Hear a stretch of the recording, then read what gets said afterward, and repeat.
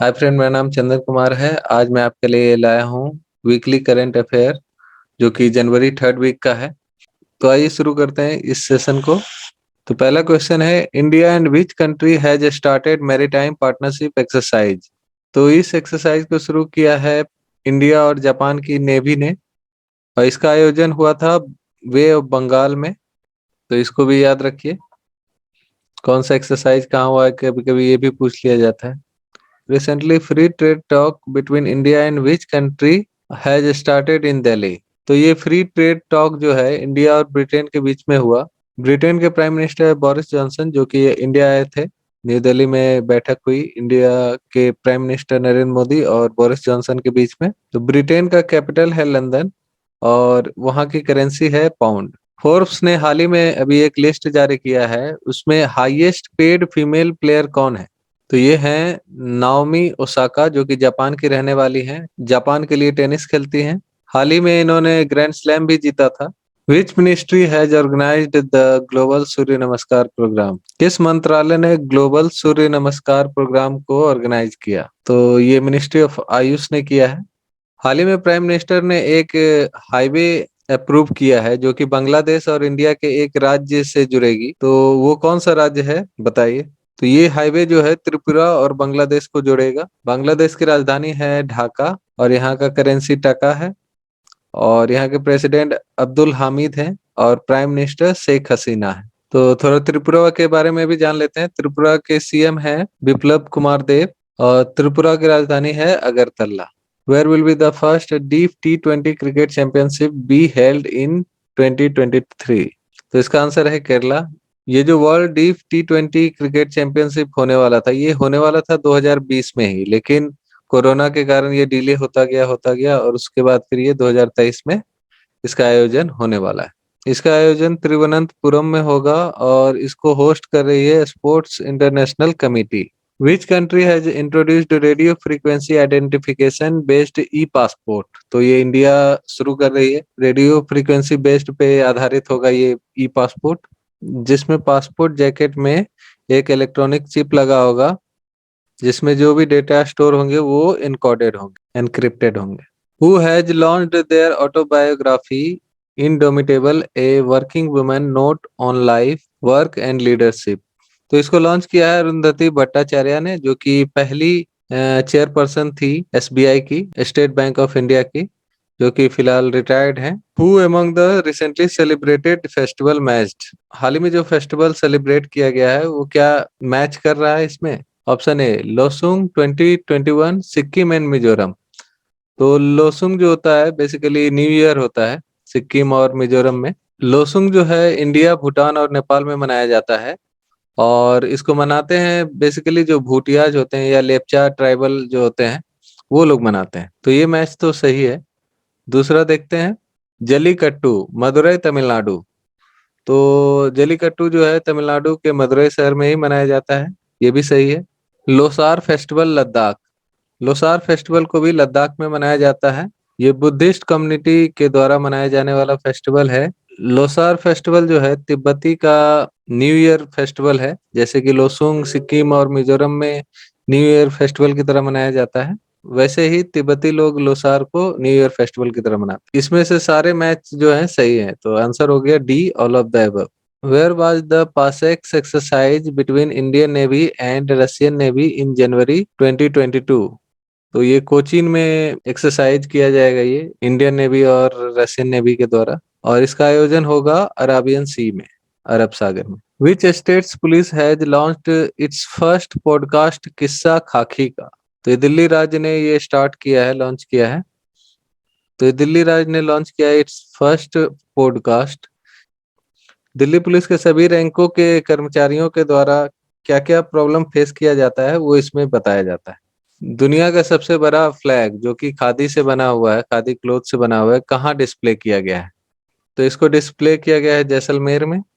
जैसलमेर में लोंगेवाला में इसको डिस्प्ले किया गया है। तो आपको याद ही होगा बॉर्डर फिल्म इसी लोंगेवाला पे आधारित है। 1971 में ये लड़ा गया था इंडिया और पाकिस्तान के विरुद्ध। Who has become the captain of Indian women's hockey team? तो ये है सविता पुनिया। सविता पुनिया बेसिकली एक गोलकीपर हैं और बहुत ही अच्छी गोलकीपर हैं। ये हरियाणा के सिरसा जिले से हैं। भारत के लिए उन्होंने 2 ओलंपिक गेम में पार्टिसिपेट किया है। हाल ही में आयोजित टोक्यो ओलंपिक में इनका प्रदर्शन बहुत ही शानदार था और इसके कारण इनको भारत की महान दीवार के रूप में भी संज्ञा दी गई। Where has the world first hotel for camel been built? ये ऊंटों के लिए पहला होटल बनाया गया है दुनिया का, जो कि सऊदी अरबिया में है। ये होटल का मकसद है कैमल का केयर करना और ग्रूमिंग करना। Which countries scientist have created an artificial moon on the earth? तो किस देश के साइंटिस्ट ने आर्टिफिशियल मून बना दिया है पृथ्वी पे?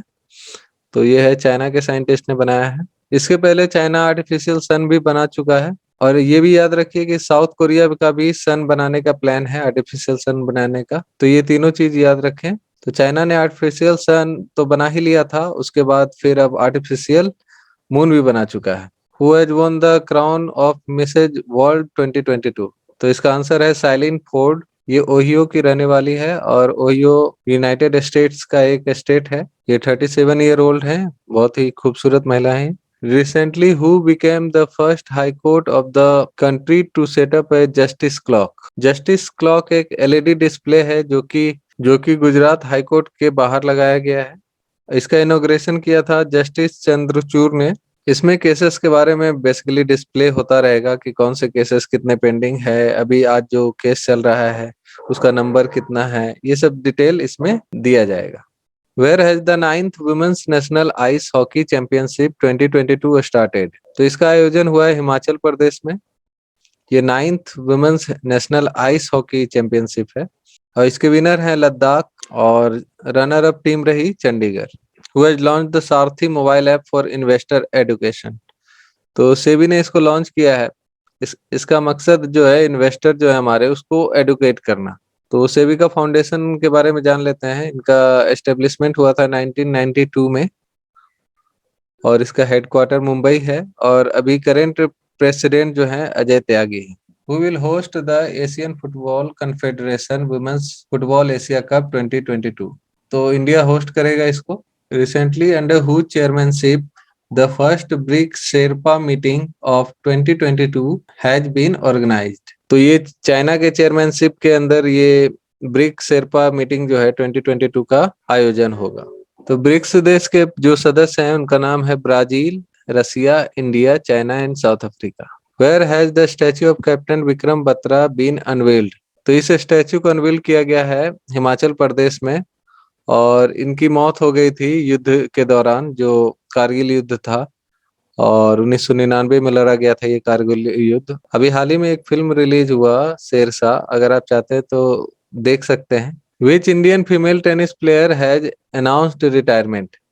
तो सानिया मिर्जा जो टेनिस प्लेयर हैं वो उन्होंने अब रिटायरमेंट की घोषणा कर दी है। इसके पहले उन्होंने 6 ग्रैंड स्लैम जीते हुए हैं। इनको अर्जुन अवार्ड मिला था 2004 में, 2006 में पद्मश्री अवार्ड मिला और 2015 में राजीव गांधी खेल रत्न अवार्ड दिया गया, जो कि अब ध्यानचंद अवार्ड के नाम से जाना जाता है। मेजर ध्यानचंद के नाम से जाना जाता है। Who has become the highest run scorer of India in ODIs? तो ओडीआई में रन बनाने के मामले में इन्होंने सचिन तेंदुलकर को भी पीछे छोड़ दिया है। तो विराट कोहली इसका answer. Who is correctly matched in the appointment made in month of January 2022? तो पहला देखते हैं प्राइम मिनिस्टर ऑफ बारबाडोस। तो प्राइम मिनिस्टर ऑफ बारबाडोस का नाम है मिया अमोर मोटली, ये सही है।